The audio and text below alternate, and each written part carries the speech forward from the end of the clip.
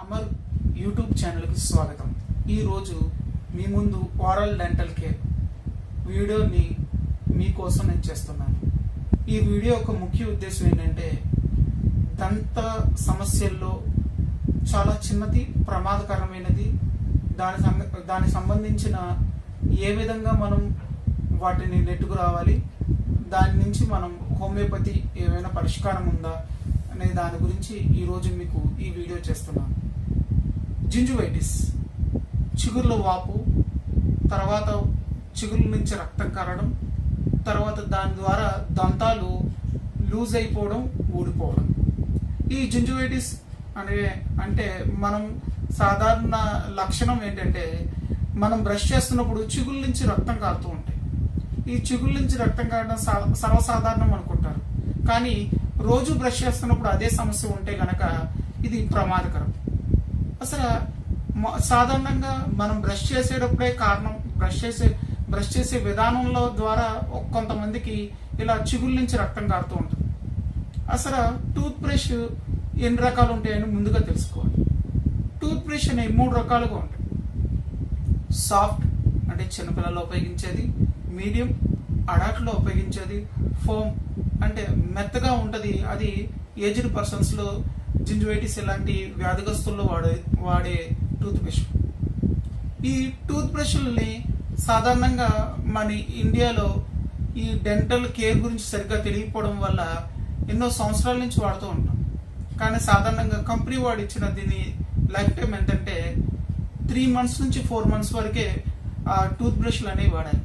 తర్వాత నుంచి అవి హార్డ్ అయిపోయి మనం బ్రష్ చేస్తున్నప్పుడు చిగురు నుంచి రక్తం కారడానికి అదొక రీజన్ అనేది ఉంటుంది. ఇంకా ఈ టూత్ బ్రష్ చేసే విధానం ఎలాగా? సాధారణంగా చాలామంది బట్టలు వాష్ చేసినంత ఫాస్ట్గా చేసేస్తారు, కానీ టూత్ బ్రష్ అంటే 1 నిమిషం పాటు చేయాలి, చాలా స్మూత్ జెంటిల్గా చేయాలి.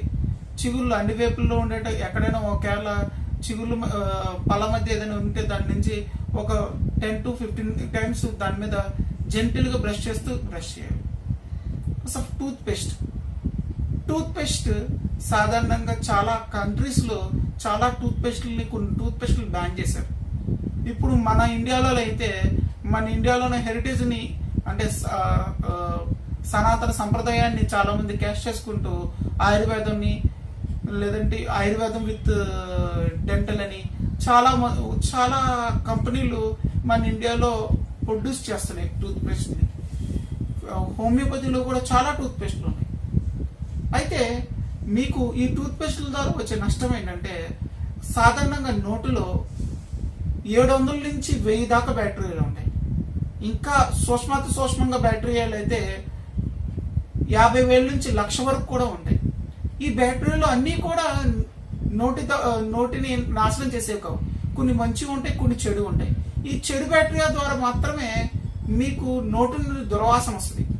ఈ నోటి నుంచి దుర్వాసన అనేది చెడు బ్యాక్టీరియా ద్వారా కాకుండానే ఈ ఇండైజెషన్ ప్రాబ్లమ్స్, ఏదైతే డైజెషన్ ప్రాబ్లమ్స్ ఉన్న వాళ్ళకి కూడా ఈ నోటి నుంచి చెడు వాసన అనేది వస్తూ ఉంటుంది.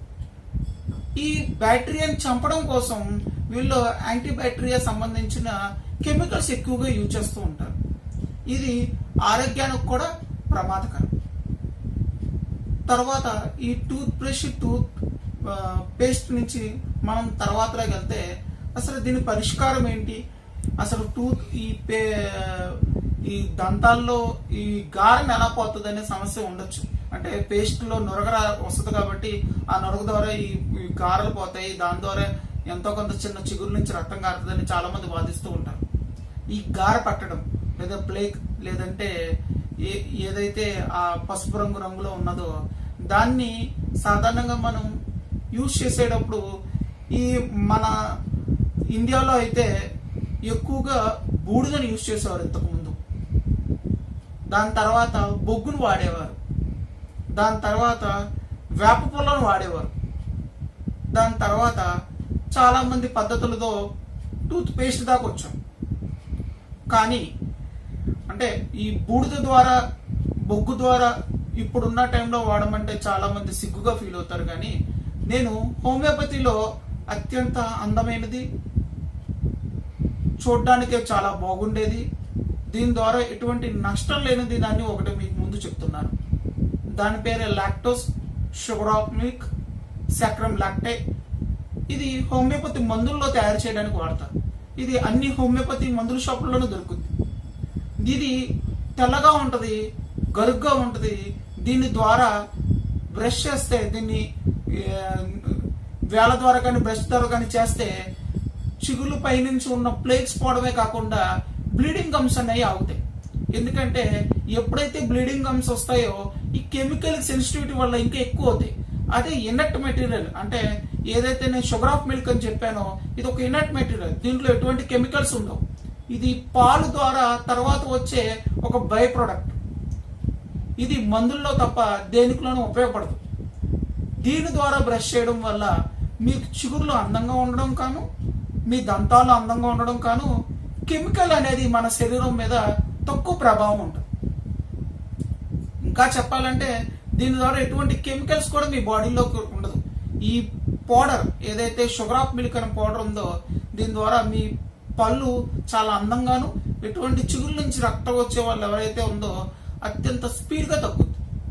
దాని తర్వాత చిగురు నుంచి ఎందుకు కారుతుందని దానికి సంబంధించిన బ్రష్ ప్రాబ్లమా ఇంకా లేదంటే ఇంకేమైనా హెల్త్ ప్రాబ్లమ్ చూసుకుని దాని ట్రీట్మెంట్ కూడా తీసుకోవాలి. కానీ పేస్టులతో పోల్చుకుంటే ఈ ఇనర్ట్ మెటీరియల్ ఏదైతే ఉందో ఇది బెస్ట్ ప్రోడక్ట్ అని నేను ముక్తకటంగా చెప్పగలను. మీకు ఎవరికైనా ఛాలెంజ్ ఇవ్వాలనుకుంటే కనుక చెప్పండి. ఇది 10 రోజులు వాడండి. మీ టూత్ పేస్ట్లు ఎన్ని సంవత్సరాల నుంచి వాడుతున్న ప్రతిఫలాన్ని ఈ 10 రోజుల్లోనే ఈ పౌడర్ ఇస్తుంది. ఈ ప్రోడక్ట్ నా ప్రోడక్ట్ అయిన కాదు, ఇది హోమియోపతిక్ ప్రోడక్ట్. అయితే ఇది చాలా మంది అనుసరించింది. దీని ద్వారా ఎటువంటి సైడ్ ఎఫెక్ట్ లేని ప్రోడక్ట్ అని నేను మీ ముందు ముక్తకటంగా చెప్తున్నాను. తర్వాత ఈ ఏ అయితే డెంటల్ ప్రాబ్లమ్స్ ఉన్నాయో, ఈ వీటి వల్ల వచ్చిన దాని ఉన్నాయో, అసలు ఇవి ఏం చేస్తారు అంటే నిమిషం బ్రష్ చేసాము, పేస్ట్ మార్చాము, తర్వాత ఏం జరుగుద్ది అంటే కనుక ముందుగా ఏంటంటే కొన్ని పద్ధతులు అనేవి మనకి తెలియకుండా ఉండడం వల్ల ఈ ఏదైతే బ్రష్ చేసాం లేదా పేస్ట్ వాడడం ఏదైనా చేసినా ముందు తర్వాత ఎప్పటికప్పుడు మౌత్ అనేది రాత్రి పడుకునే ముందు కూడా బ్రష్ చేయడం అనేది మంచి పద్ధతి. ఇది కాకుండా నోట్లో ఎప్పుడు గార్గ్లింగ్ చేసుకోవడం రెండో పద్ధతి. ఇది కాకుండా డెంటల్ ఫ్లాస్ అంటారు.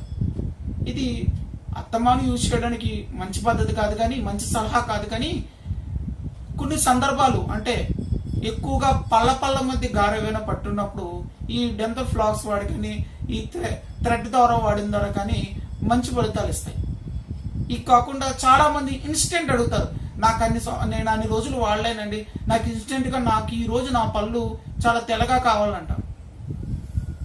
బేకింగ్ సోడా ప్లస్ వెనిగర్ లేదా నిమ్మకాయ తీసుకుని మీరు బ్రష్ చేస్తే ఇన్స్టెంట్ గా పైన ఉన్న పళ్ళు గార అనేది పోతుంది.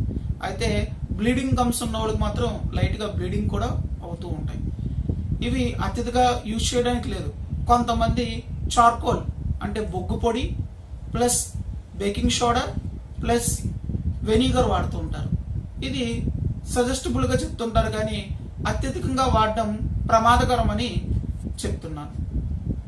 ఇంకా ఈ డెంటల్ సంబంధించిన ఈ ఏదైతే నేను హోమియోపతి ప్రోడక్ట్ మీ ముందు సజెస్ట్ చేశానో ఇది వాడి దీని ద్వారా మీకు ఏవైనా లాభం పొందినా నా యొక్క కామెంట్ బాక్స్లో టైప్ చేయండి.